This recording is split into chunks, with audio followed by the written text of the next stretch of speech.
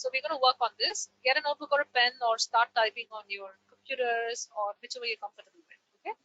So the first element is going to be, why did you choose a field? All right. Now, why will you choose a field? Is because you got interested in something by somebody, or by something you watched, or by something you did. Simple as that. So this serves as an introduction for many of the essays. It can be an academic statement of purpose or something, etc., etc. All the different kinds of essays we saw. We don't have to worry about it. It can be an introduction to the SOP from any angle. So you would want to look at relevance, because example, if I want to get into machine learning, I talk about things related to machine learning. That is called relevance.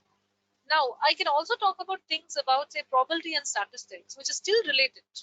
It is still relevant to machine learning, even though it is not directly machine learning, right? So like that, you're going to start working on the elements. So I'm going to give you about 3 minutes for you to jot down the bullet points under it, okay? So give us bullet points under, see, why did you choose this program? And then later on, I would want you to obviously go back and then work on it in a better manner. So for those of you who are already signed up with us, right, you will be having this in what we call as a pre-strategy session worksheet.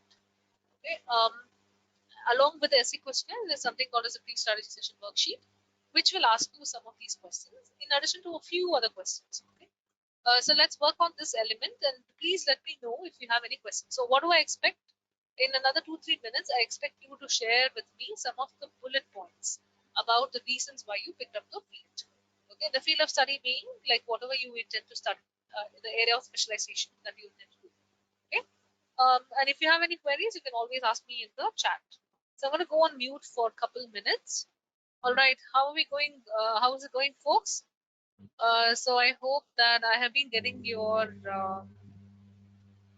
answers. And here's a great question. I want to apply for MS and CS with specialization in ML AI. Then do I need to talk about CS or do I need to talk about ML AI, right? You will be talking about more of ML AI, okay? Whatever you are intending to study. And of course, you can talk a little bit about your, the interest in CS if there is space. But directly jump in and talk about your, like your affinity for ML and AI. Okay, awesome, great. So I hope that I have got like a couple of you who have already submitted the 3-4 bullet points. But see, you're not going to send us bullet points, right? You'll be writing paragraphs. The more details you fill in here and the more you write, the easier it is for you to write your SOP later on. Okay, so think of it like building it one by one. Okay, are you ready for the element number 2? So let's get started with the second part of it, which is like a brief academic background.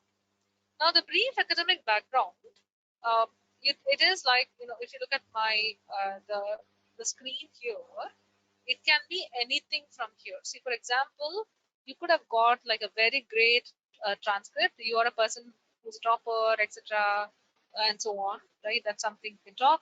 The courses, the paper, the patents, the internships, the projects, etc., etc., work experience if you have any. All of those can be reasons that you can also highlight. Now, when it comes to the academic background, you will not tell about everything you've done in life. No one has time for it. You will talk about the top 3 things you're proud of. Okay, and if you guys remember, where is that coming from? It is coming from your essay questionnaire, wherein you would have written it down. All right.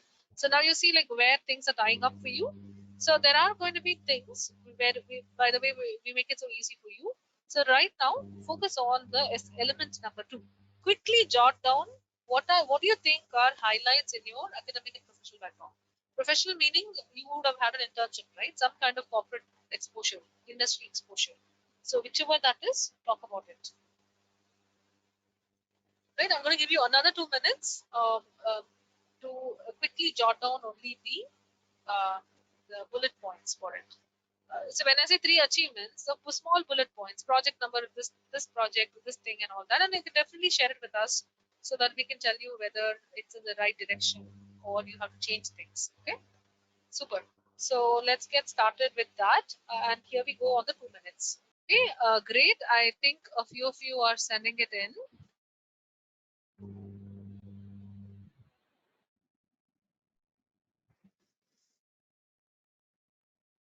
Yeah, I have some patents and I have some entrepreneurial experience. Excellent. Yeah, those are all good things too. Okay. Now, see, when I say transcripts means, I'm just telling your grades overall, your performance in sitting. Don't say that I got. Don't keep mentioning your CGPA, all the grades you got, etc., etc. It whenever you're showcasing things here, you will say that hey, I did extremely well in machine learning, and I love these kind of subjects in it, right?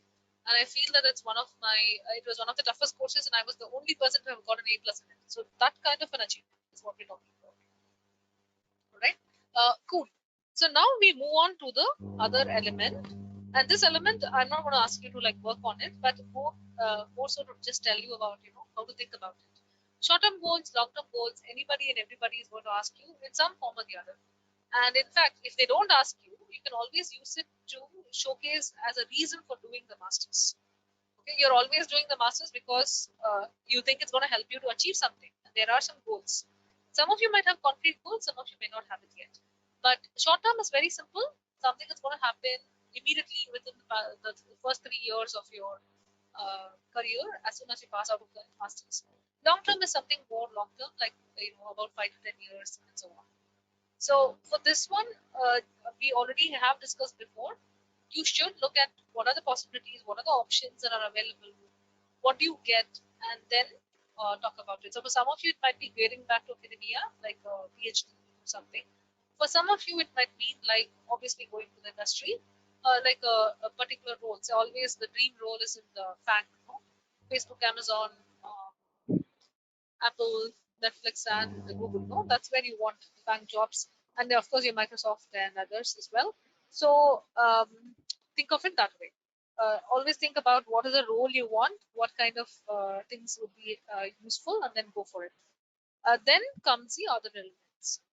Why the program is important, right? And when I say program, I'm talking about MS in CS with focus on ML and AI. So why are you applying to this particular program at this university? That's what we mean.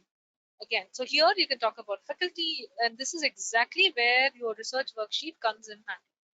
All the research you've done so far about the school is all of it will come in here right now. Okay, again, you will not list it down as if you are doing a brochure for the school.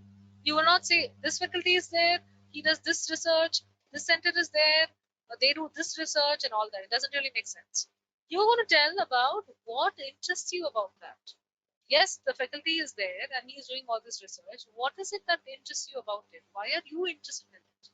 Okay, that is what you will write about. Okay, so and then with that, what happens? Then comes like linking everything together. So, for example, while you're mentioning your brief academic background, there itself you can say that, I have been a person who got extremely well in machine learning. I, in fact, took a course in machine learning from this professor who's, in fact, working at this university. And hence, I would want to come there. So, you can always link the university and the school to any aspect of the previous things that are there. And similarly, you can link about how you are going to contribute to graduate school and any of the other aspects as well. So probably while example you're saying that hey I want to become like a thing in the like Google and all that, right? You can always mention that I've already worked on these projects and those projects, and hence I'm having the confidence of achieving this, etc., etc. Right?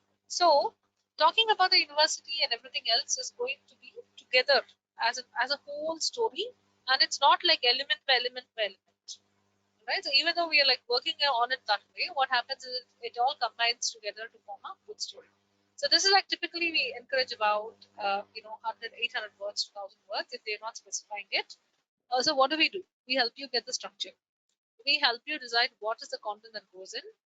We point you to some additional information that you can add, right? And then definitely we help you with some refinement of content in terms of it. We help you to make it very program specific and related to the requirements that are needed. And of course, you want it to be an interesting read. So these are the things that will help you. One thing we will never help you is we will never write it for you. So I'm so sorry, but it will become Kritika's essays or my team's essay when they write it. So we will never write it for you. Okay.